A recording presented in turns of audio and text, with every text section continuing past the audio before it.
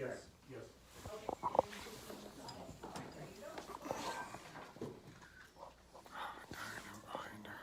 Thank everyone for your time today. Our purpose here isn't to ask you for money, it's to provide you with credible data and sources not generally part of mainstream conversation that we call being climate literate. In addition to reading and writing, literacy means becoming knowledgeable in a subject which requires research to determine the truth. We urge you, directors, before making any further decisions or actions or endorsements on anything climate related, including grants, ideas, plans, feasibility studies, etc., to become informed, because these climate actions are based on unsettled science, containing many erroneous claims. Like the staff's previous climate action plan claiming garbage and yard waste was 9% of rural carbon pollution. Organics and yard waste aren't carbon pollution, it's compost, and a vital part of Earth's ecosystem. The package provided to you today, and I don't see it, so maybe you didn't get it. No. That's a slide. The package, well, there should be a package here, physical one with a USB in it for you, with all the backup science that we have.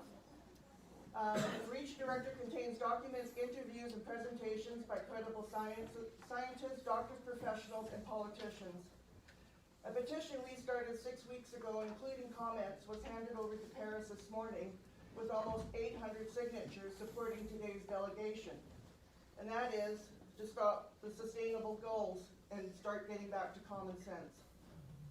As the UN IPCC quote says, this isn't about climate, it's about economics. And residents are waking up to this fact. We encourage the board to opt out of all globally driven climate actions and partnerships. We further encourage the board to take measured, informed actions that reflect authentic local resilience along with appropriate environmental benefits and protection. Well, let's change things. Sorry? We can't understand what's going on.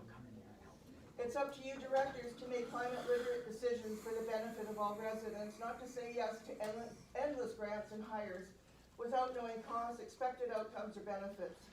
We need to get back to basics and get control. The RDCK 20 report states 30% of residents live in energy poverty. 4 years later, it's worse, not better. Sorry, next. No, we're on the wrong slide. One after that. I don't know why they're messed up. Nope. There should be a bar graph showing a 6.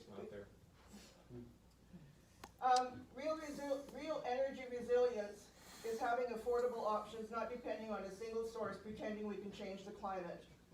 Real safety means becoming food independent, not retrofitting buildings and counting carbons.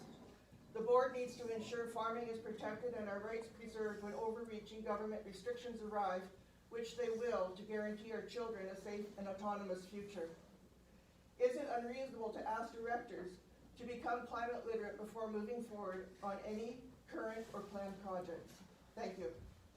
Thank you. You could go to the second slide, please. Yeah, good. The preeminent 20th century physicist Richard Feynman said, "Science is the belief in the ignorance of experts." Experts, when the 1960s and 70s told us that the Earth was cooling and that we were on the verge of a new ice age. So-called experts, when the 1980s and 90s did an unapologetic about-face and began telling us that we were now facing runaway man-made global warming. And when the warming paused in the 2000s, the global warming label was rebranded into climate change, suitable for blaming humans for any future weather event, be it hot or cold, dry or wet. Next slide.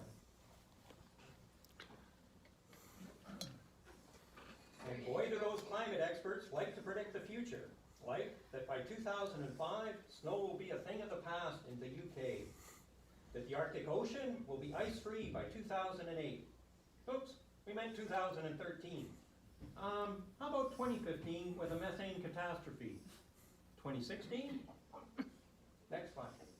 Sorry to interrupt you, we just have someone unmuted and it's interfering with people online. Whoever is the last name Okris, if you could please mute your computer. That's Okris.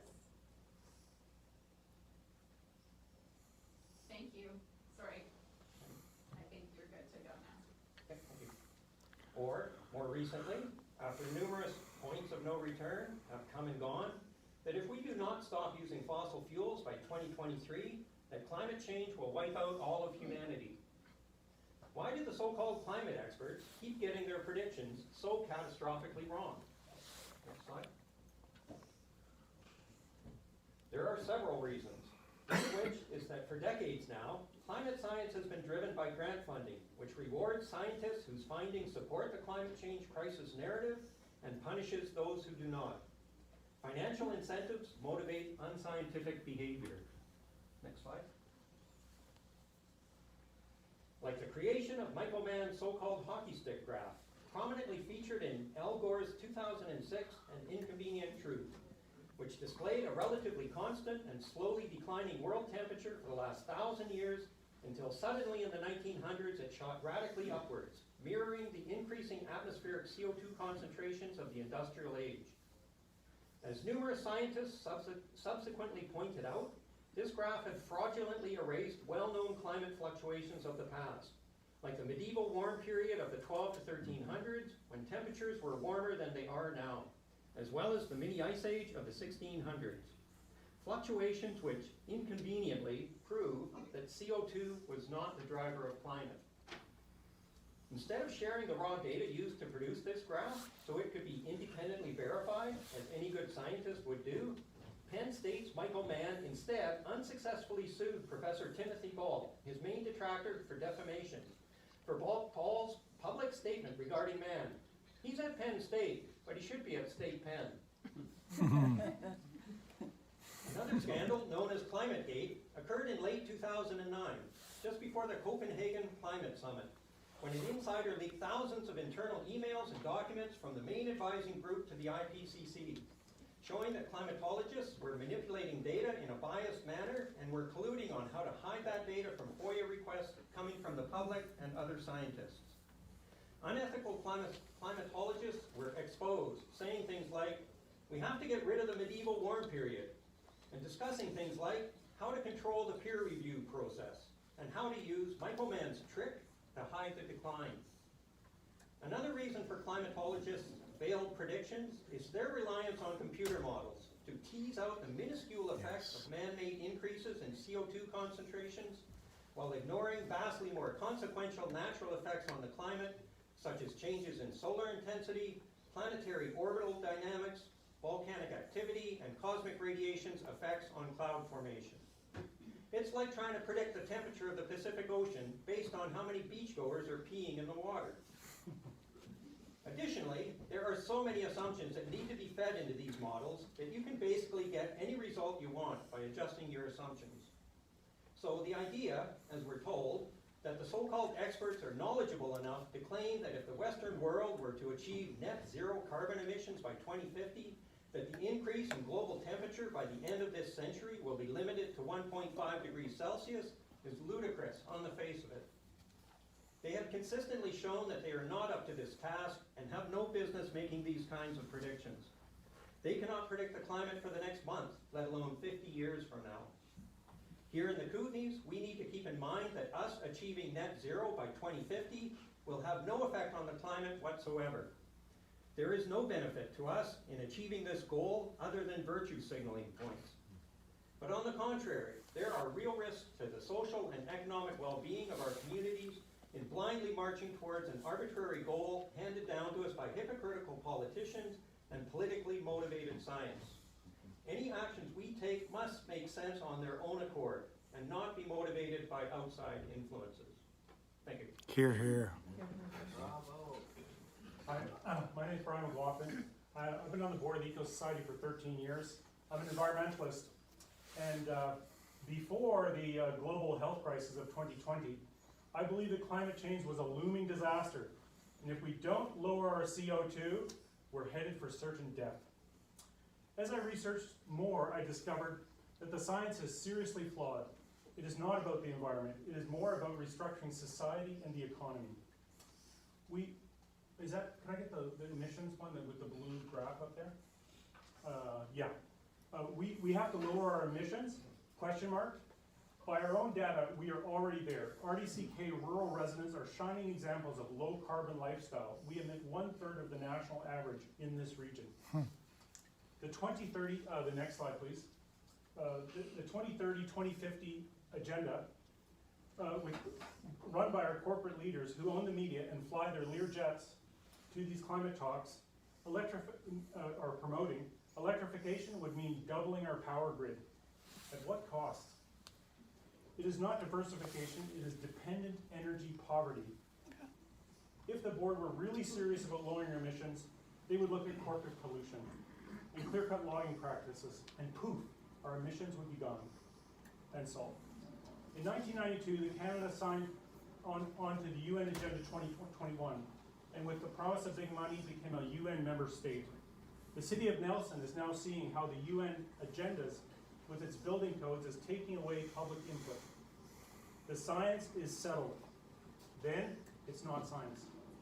CO2, the IPCC and their scientists, whose careers entirely dependent on climate research funding, do not research back far in history. The following information comes from the founder of Greenpeace, Patrick Moore. CO2 is only 0.04% of the atmosphere and is essential for life on the planet. 500 million years ago, CO2 levels were 6,000 parts per million. Today, we're at levels of 400 parts per million, the lowest level in history. 150 parts per million, nothing grows, we're dead. By releasing CO2 on the planet, we're greening the planet. The IPCC have ignored the effects on the sun and on the climate in the medieval warm period, where temperatures were much higher.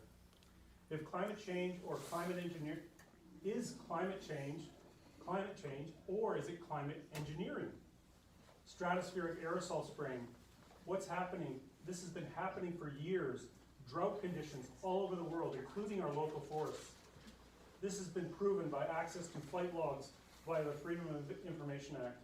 We have soil samples showing these high levels of drying agents, aluminum, barium, strontium, magnesium.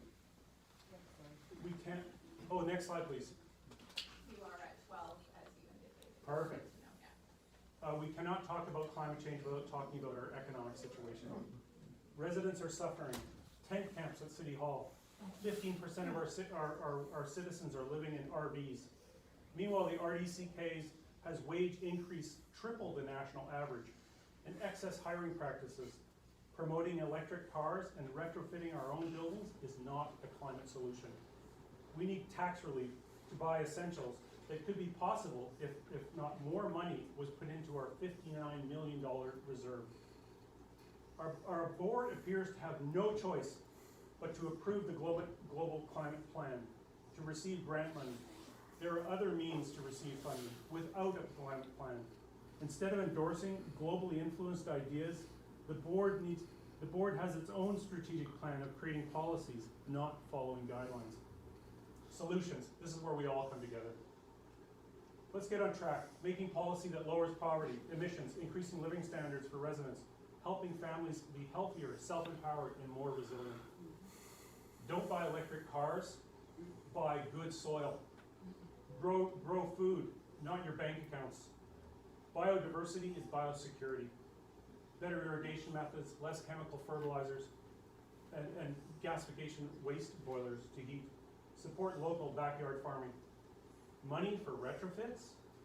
What about retrofitting the grow facility beside Rona to grow locally rich, nutrient food for us?